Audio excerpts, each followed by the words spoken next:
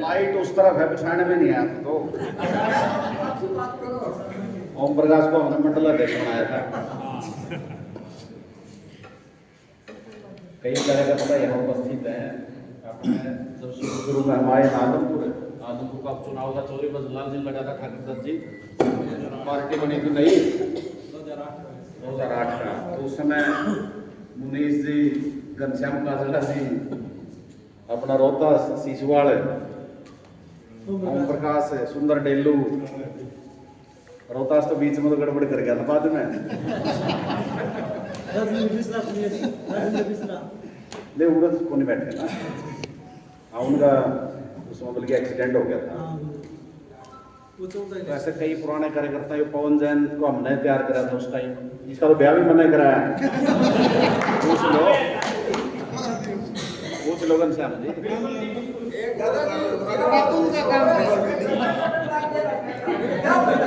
लक्ष्मी जी को चुनाव लड़ाना आए थे हम।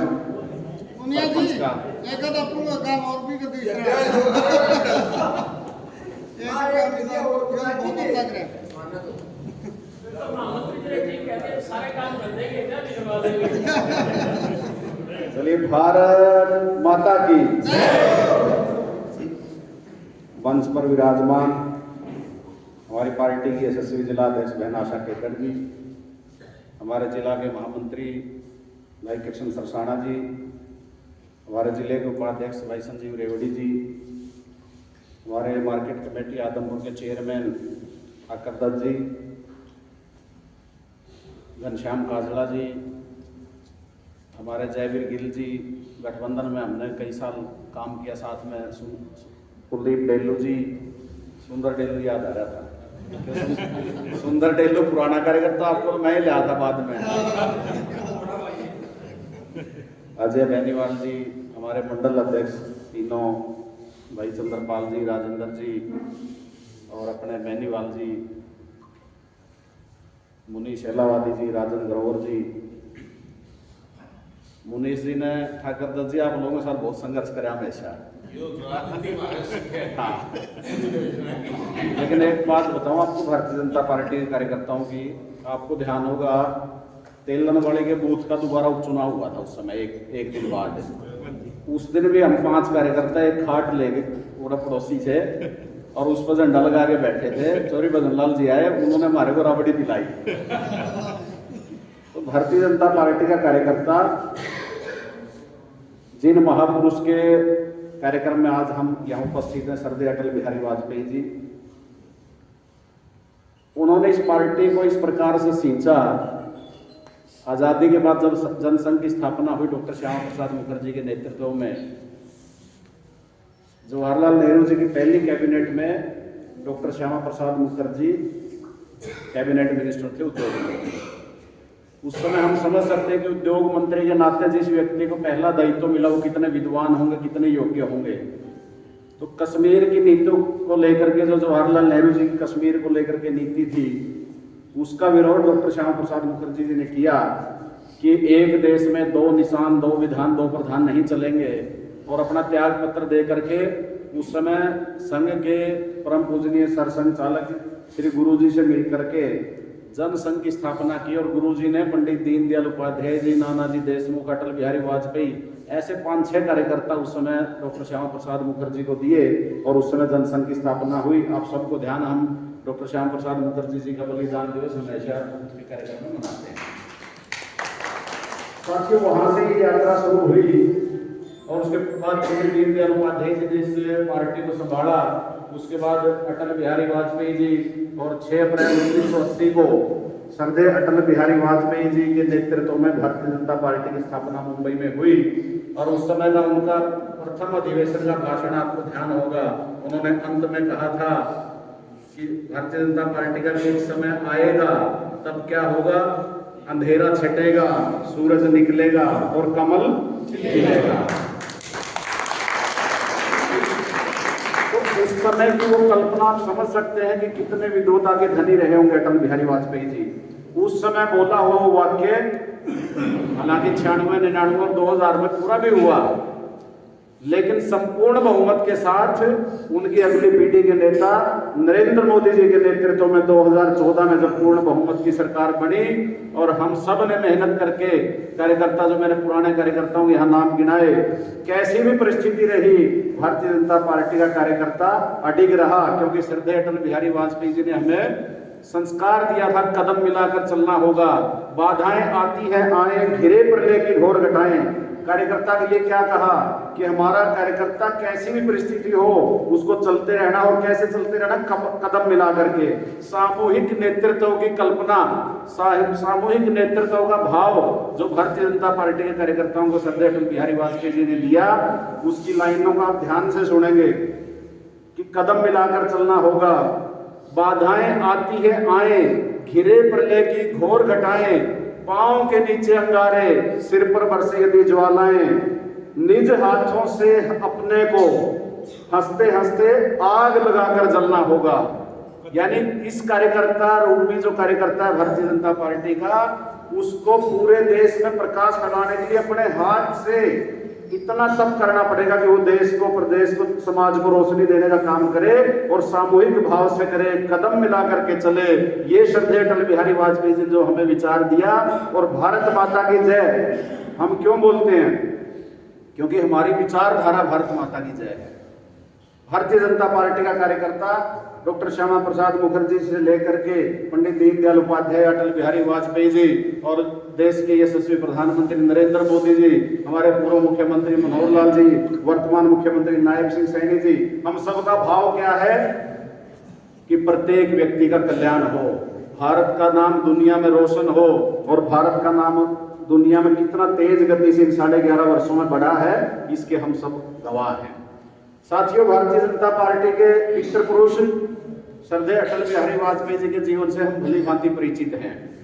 उनका योगदान आप समझ सकते हैं कि नरसिम्हा राव जी जब देश के प्रधानमंत्री थे, उन्होंने भारत का नेतृत्व करने के लिए उनको विदेश में भेजने का काम किया और 100 भाषा का एक प्रमाण देते हुए अपना संबोधन, भारत के किसी भी राजनेता का दूसरे देशों में संबोधन हिंदी में होना, ये श्रद्धेय अटल बिहारी वाजपेयी जी ने उस समय बोला था और उसकी गूंज पूरे दुनिया में सुनाई दी थी कि अटल बिहारी वाजपेयी जी किस प्रकार का वक्तव्य रखते थे। आपको ध्यान होगा, पुराने लोगों को दादा लक्ष्मी चंद का सांग सुनने के लिए बहुत लोग 50-50 कोस तक सुनने जाते थे।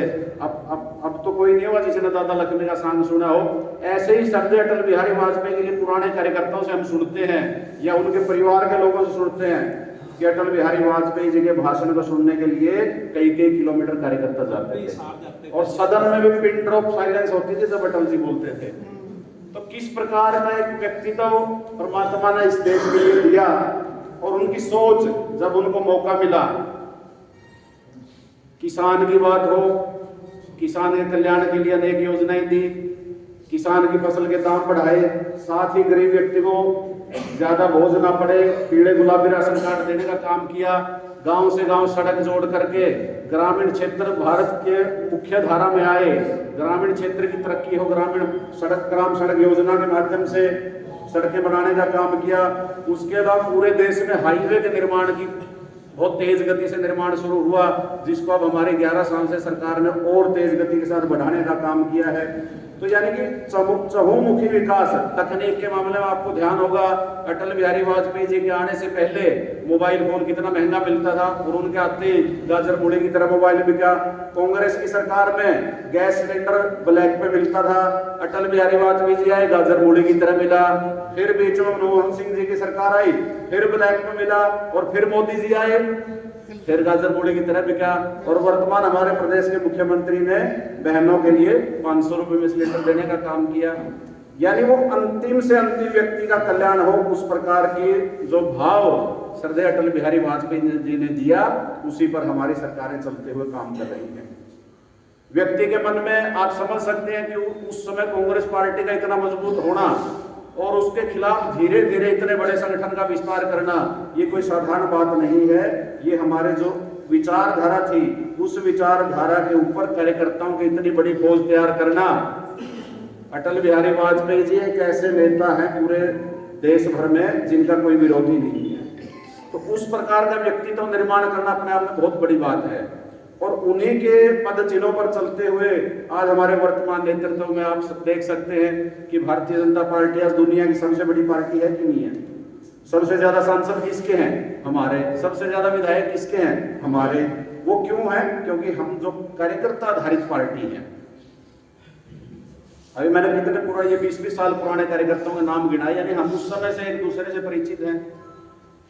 कार्यकर्ता आधारित पार्टी का प्रमाण आपके समक्ष है। श्रद्धेय अटल बिहारी वाजपेयी जी से लेकर के नरेंद्र मोदी जी एक सामान्य परिवार से आए, नायक सैनी जी एक सामान्य परिवार से आए, और कैसे आज भारतीय जनता पार्टी में काम करते करते एक देश के प्रधानमंत्री है, प्रदेश के मुख्यमंत्री हैं। सहज सरल भाव से कार्यकर्ताओं से मिलना और अपने आप को स्वयं को कार्यकर्ता बोलना। आज भी हमारे यहाँ कोई अपने आप को नेता बोलता है क्या? हम सब कार्यकर्ता हैं। वो कार्यकर्ता का भाव, वो हमारे पार्टी के संस्कार है। नेशन फर्स्ट, राष्ट्र प्रथम, second party, my self last, इस विचार पर काम करने वाले हम सब कार्यकर्ता श्रद्धेय अटल बिहारी वाजपेयी जी के जीवन पर ये अटल स्मृति वर्ष के अनेक कार्यक्रम इस समय अपने को मिलेंगे।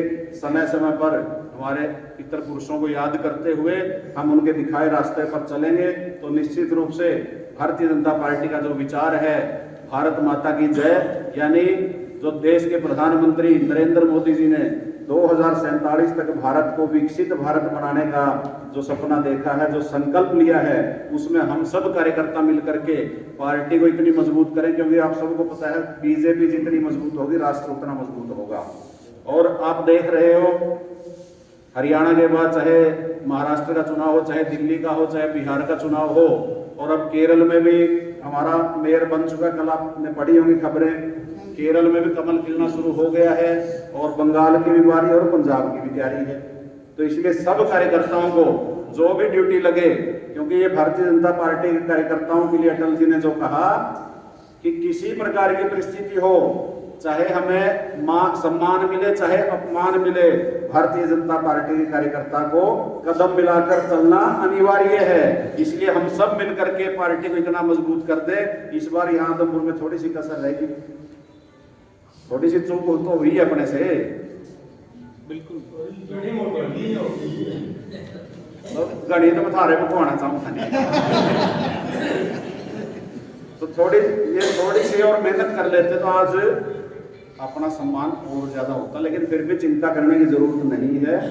भारतीय जनता पार्टी सब कार्यकर्ताओं को सम्मान देती है। आदमपुर को सम्मान पहले भी मिला था, आगे भी मिलता रहेगा। आप सब आज क्योंकि थोड़ा समय लेट हुआ है, मन तो आदमपुर में क्योंकि पुराना परिचय है, संपर्क है, ज्यादा बोलने का रहता है, लेकिन समय काफी हो गया है।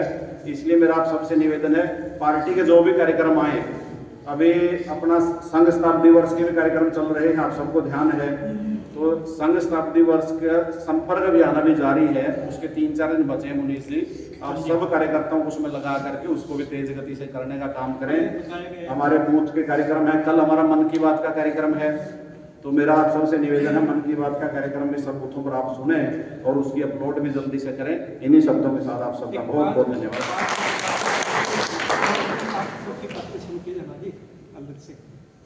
मुनीष जी कह रहे हैं 5 मिनट सभी बातें सुन के जाना, जिसने सुना नहीं हो 1 घंटा लगो सब भी सुन के जाएंगे।